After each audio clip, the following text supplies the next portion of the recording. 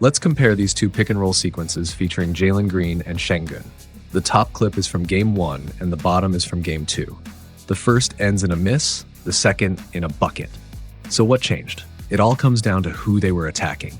In Game 1, the Rockets didn't go to the Jalen-Şengün pick-and-roll often, but when they did, it was with Draymond on the floor, matched up against Şengün. And as we know, Draymond is one of the elite defenders in this league.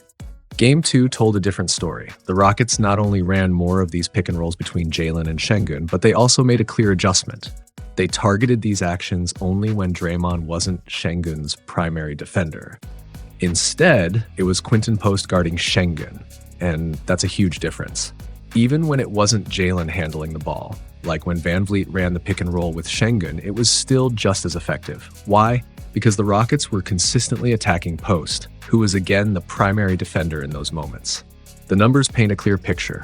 Draymond gave up just 0.74 points per possession defending the pick and roll this season, good for the 93rd percentile in the league.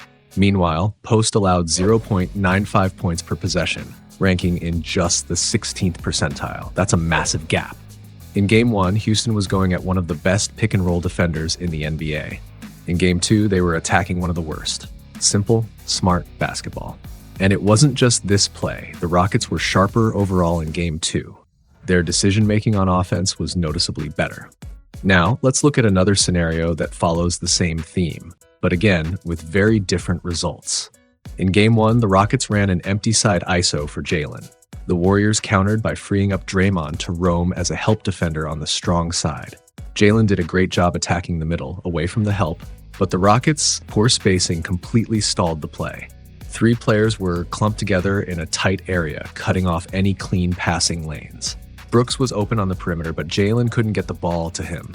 To make matters worse, Şengün drifted right into the lane Jalen was driving into, clogging the paint and forcing Jalen to pick up his dribble and hoist a tough shot.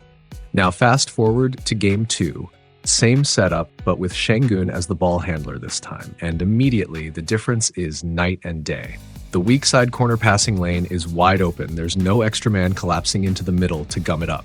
In Game 1, the Warriors would have been happy to help off Şengün if he were to be standing behind the arc because of his poor three-point shooting in the regular season.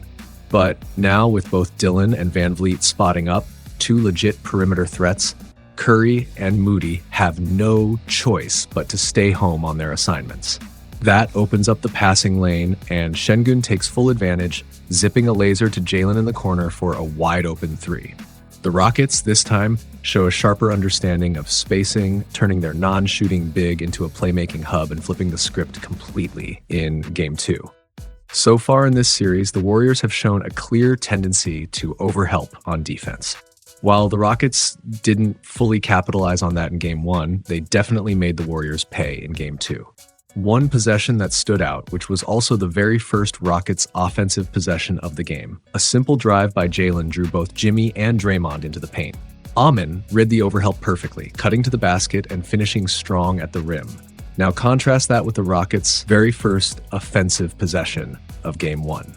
It was a basic pick and roll that created little to no advantage, ending in a tough, contested mid-range jumper from Amin, an area where he shot just 38.2% during the regular season.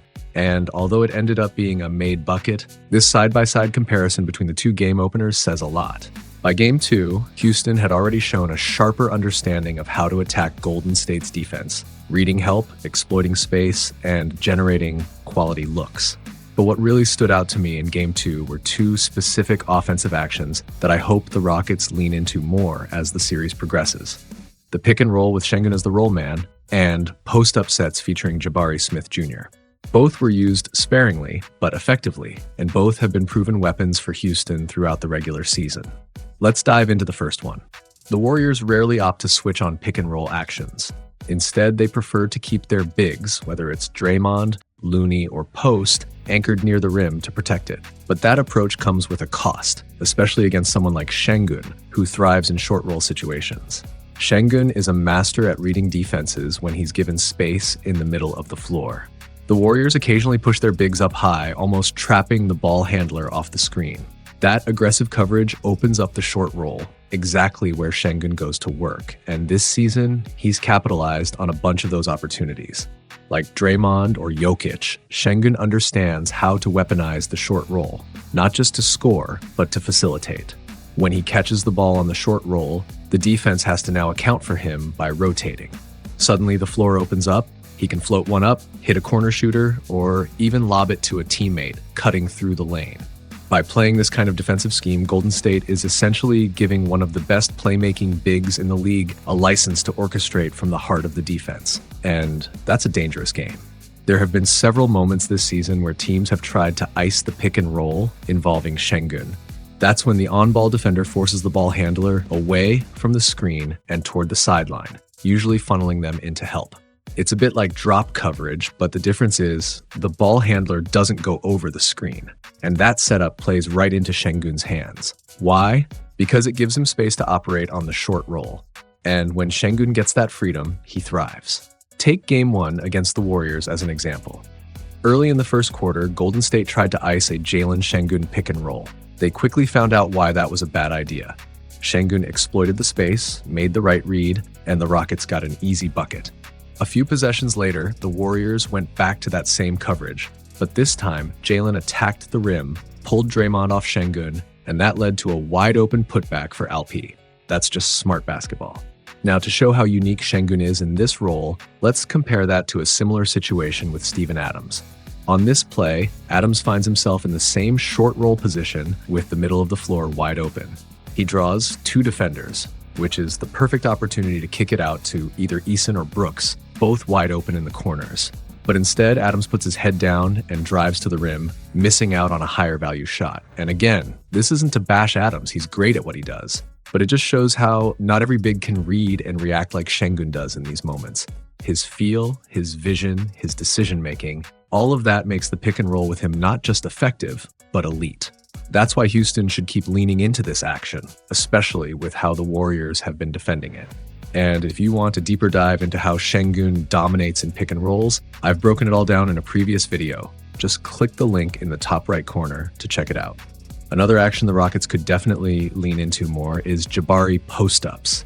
This season, Jabari has quietly become one of the most efficient post-up scorers in the entire league, putting up an incredible 1.26 points per possession on those plays. That's not just the most on the team, it's the best by a wide margin. And league-wide, he ranks in the 90th percentile in post-up offense, which speaks volumes. But here's the crazy part. In Game 1, the Rockets ran just one Jabari post-up. Just one. It came when Steph Curry got switched onto him, and Jabari wasted no time punishing the mismatch. It was a textbook example of taking advantage of size and skill. This is something the Rockets should absolutely look to exploit more, especially when smaller guards like Curry get switched onto Jabari. Not only does it keep Curry engaged on the defensive end, but it also taps into one of the most efficient weapons Houston had in their regular season arsenal. So heading into Game 3, keep an eye out. If you see the Rockets dialing up more of those Jabari post-ups or any of the other actions I broke down, pay attention to how effective they are, and let me know your thoughts in the comments. And hey, if you noticed anything from Game 1 or 2 that I didn't mention, drop that in the comments too. I'd love to hear your take. As always, thanks for tuning in. I appreciate all the support. Can't wait to break down more film with you next time. Fast, especially in this building. Green, Şengün! Oh no! Oh no!